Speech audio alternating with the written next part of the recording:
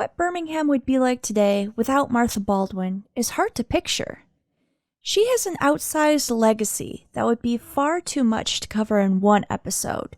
So, over however long this podcast runs, we are going to be breaking up her life and legacy into thematic chunks. And since I write the scripts, the first chunk that I'm choosing is how Martha, in an age before women could yield political power, used instead the power of threats to do two things that would change the Birmingham landscape forever: getting a new home for the library and the construction of Baldwin School. This is Birmingham Uncovered, a podcast by the Birmingham Museum, where we are exploring the diverse and compelling lives that built Birmingham, Michigan into the community that it is today. First, some background on Birmingham. We are a city of approximately 20,000 people over 4.73 square miles, approximately halfway between Detroit and Pontiac and Oakland County. This area was occupied by members of the Three Fires Confederacy of Indigenous People before white settlement in the area started in the late 18-teens. Birmingham became a city in 1933 and today is known as a prosperous and multifaceted community with a thriving cultural scene. First, let's set the scene by briefly going over Martha's life. She was born in 1840 on a farm outside Birmingham and was the only child of Edwin and Orilla Patrick Baldwin. Their neighbors described the Baldwin home as a place where neighbors were always welcome and that had a piano and magazines lying around. Edwin holds the distinction of being the first Birminghamster to have a lawsuit filed against him in the Oakland County court system, though records of what it was about have thus far eluded us. Perhaps Martha got her fighting spirit from her dad. As a teen, Martha attended Birmingham's Academy, a tuition-funded high school taught by the Reverend Samuel Hill. There, Martha tackled subjects like English, public speaking, Greek, and Latin. Until 1869, with the construction of Union School, later renamed Hill School after the Reverend, there were no public high schools for area students, and there were no laws yet compelling students to attend school, both factors that made a high school education a privilege. But Martha wanted more. She hustled to earn money to go to college by teaching around the area. She went one year but came home disillusioned and went back to teaching. In 1870, she got a job teaching in Detroit and was rapidly promoted to vice principal and later principal over schools that had more students than Birmingham had residents. While women were making strides in the field of teaching in the mid to late 1800s, school administration was still largely a sausage fest. Martha found herself defending her controversial at the time teaching methods, and these included, gasp, horror, encouraging students to actually engage with the material instead of insisting on rote memorizations. And Martha was forever being shuffled around to low-performing schools, only to be moved on to the next one once she raised the school's performance. During her career, she formed a quasi-union that fought for pensions and sick days for teachers.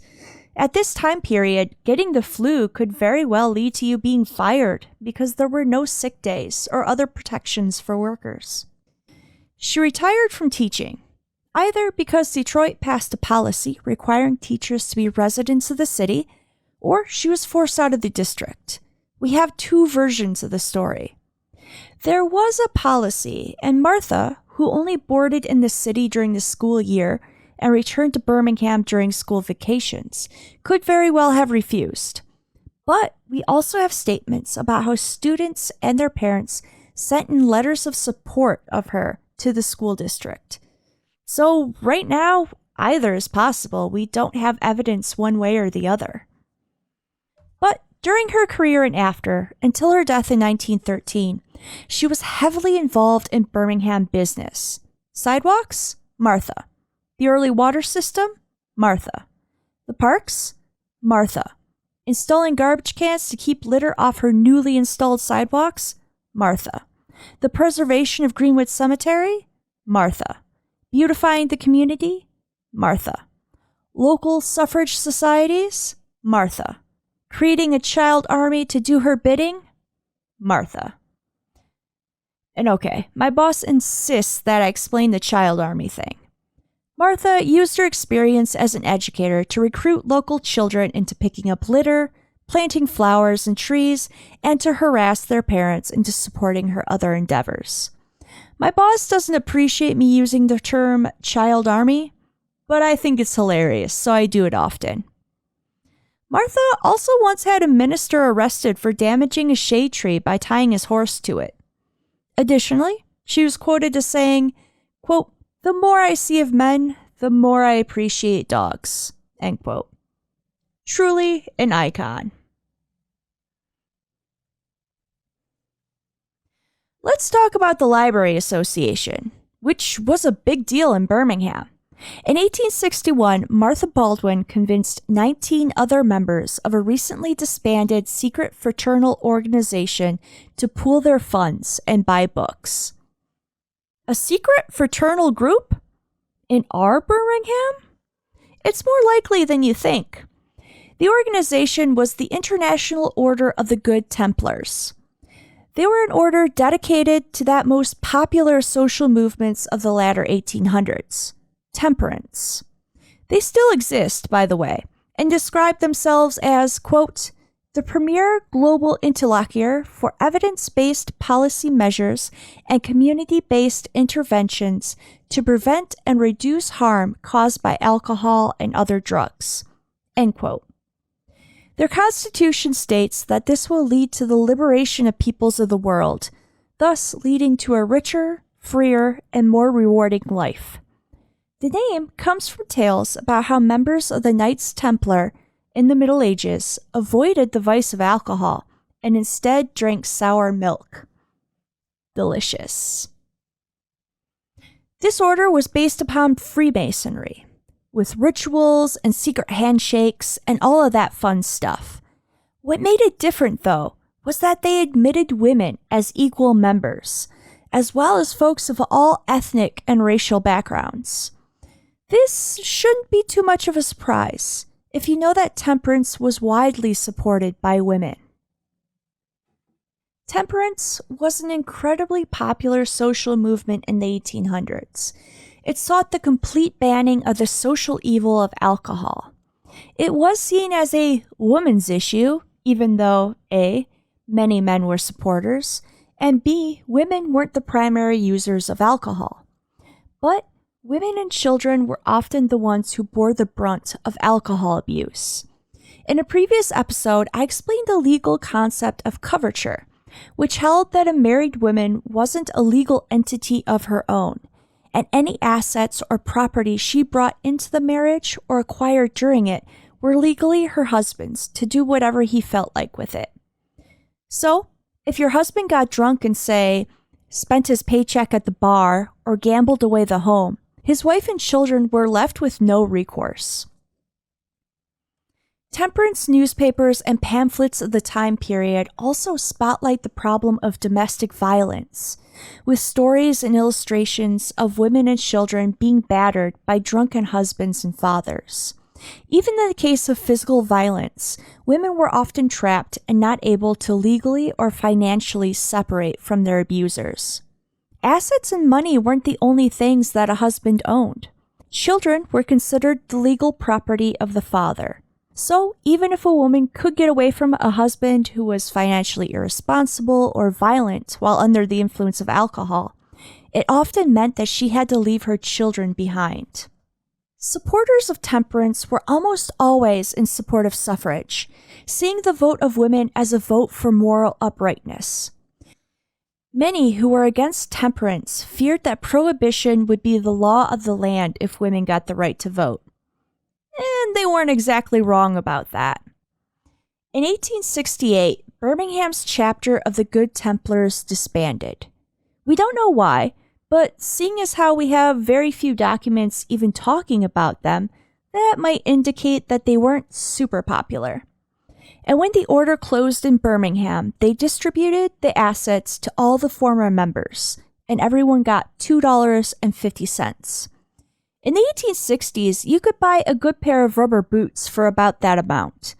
So it wasn't a life-changing amount of money, But it wasn't chump change either.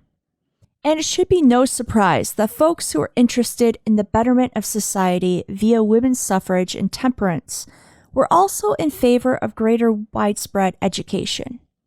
After all, a better educated populace will, in theory, make better choices. This ethos goes back to the United States' very founding, with the important caveat that the nation's founders really had in mind a better educated populace composed of white landowning men.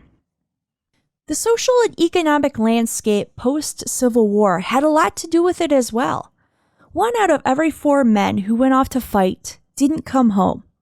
And of those who did, 1 out of 11 had an amputation that may have kept them out of the workforce, as the economy at the time was based largely on agricultural labor. And check out our previous episode on John Allen Bigelow for more info about this. Many of those men sought education to make the career pivot into jobs like teaching or clerking that didn't demand as much physicality. But women were seeking greater education too.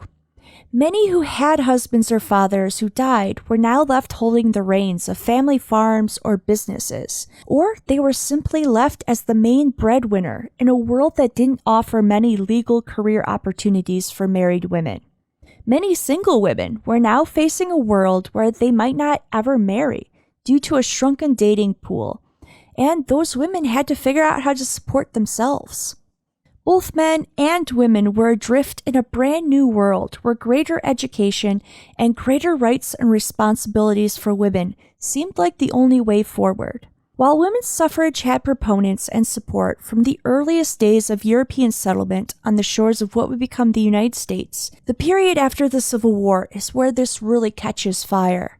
Women, as heads of households and of farms and family businesses, were paying taxes with no say in how that tax money was being spent. And taxation without representation is historically a big deal in the United States.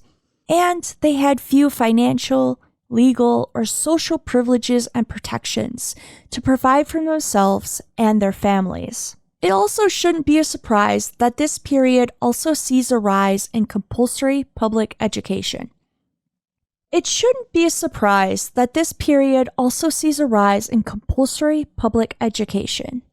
The 1871 compulsory education law in Michigan required that children between the ages of 8 and 14 were required to attend school for at least 12 weeks a year, 6 of those consecutive.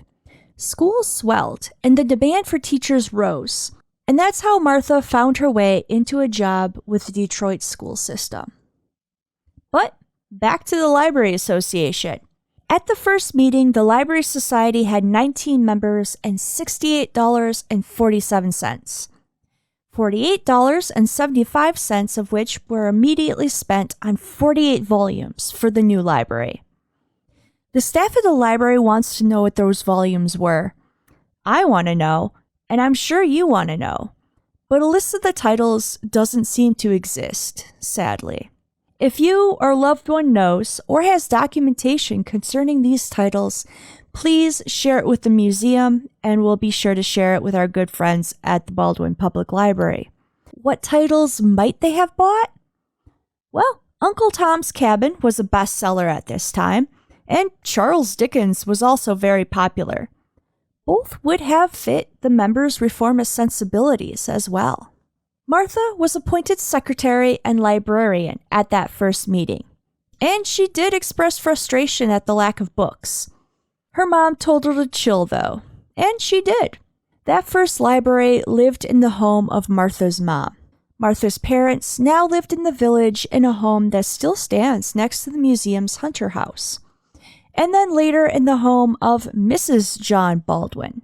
No relation, and a great illustration on how a small village can have several families with the same name. And also a good illustration on why we should preserve women's first names too, because we have no idea who Mrs. John Baldwin's name was. 1871 marks the first year that we have a building space dedicated to the library, as that's the year when the small frame Methodist church was moved from Merrill and Bates to Henrietta and Maple, and the library occupied one room of that structure.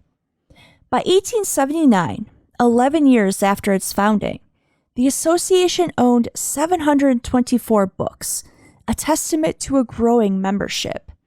This is, as you might expect, a few too many books for one room, and the collection spread into the hallway outside, earning the building the nickname Library Hall.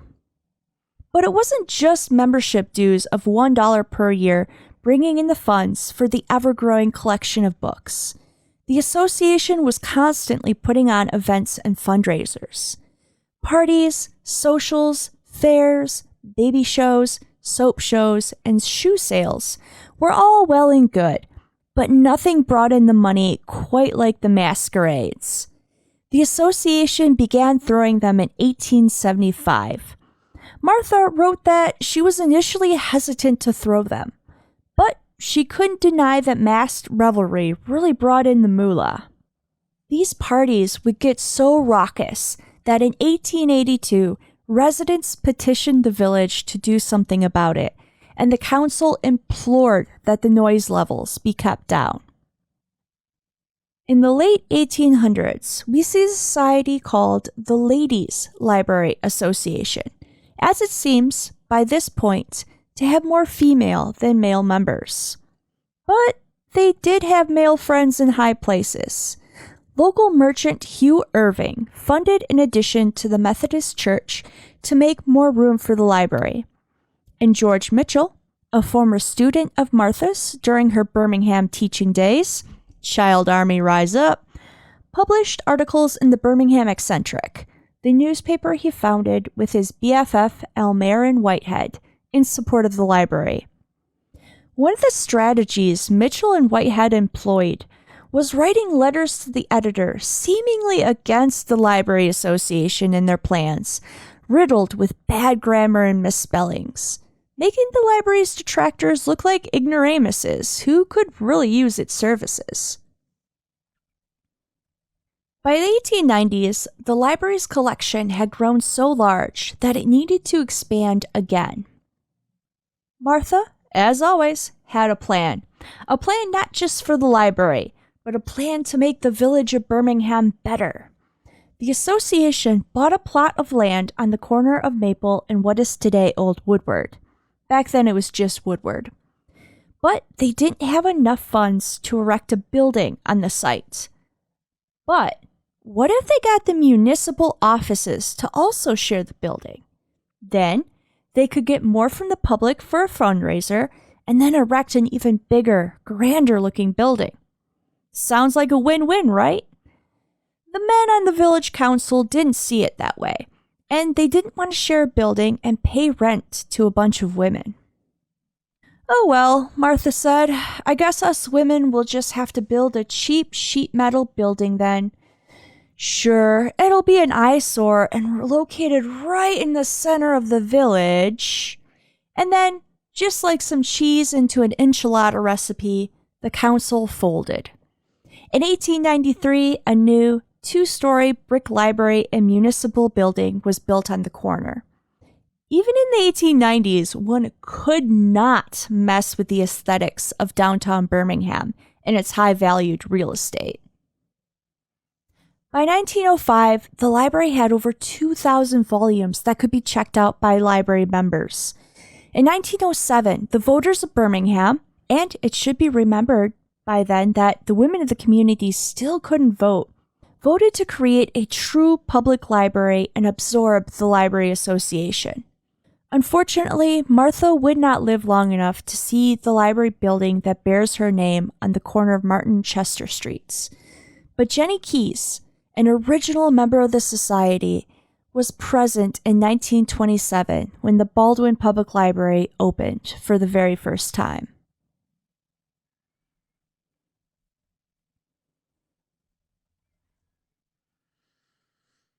Another thing Martha didn't live long enough to see?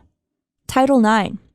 Passed in 1972, Title IX protects people from discrimination based on sex in educational programs or activities that receive federal funds.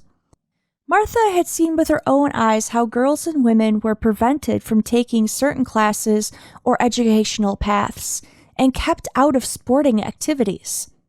A common excuse, particularly when it came to athletics, was the lack of washrooms for girls and women in schools. But if Martha was stubborn in life, she was even more so after death. In her will, she left most of the money to the village for a new school, and it had to have the following conditions.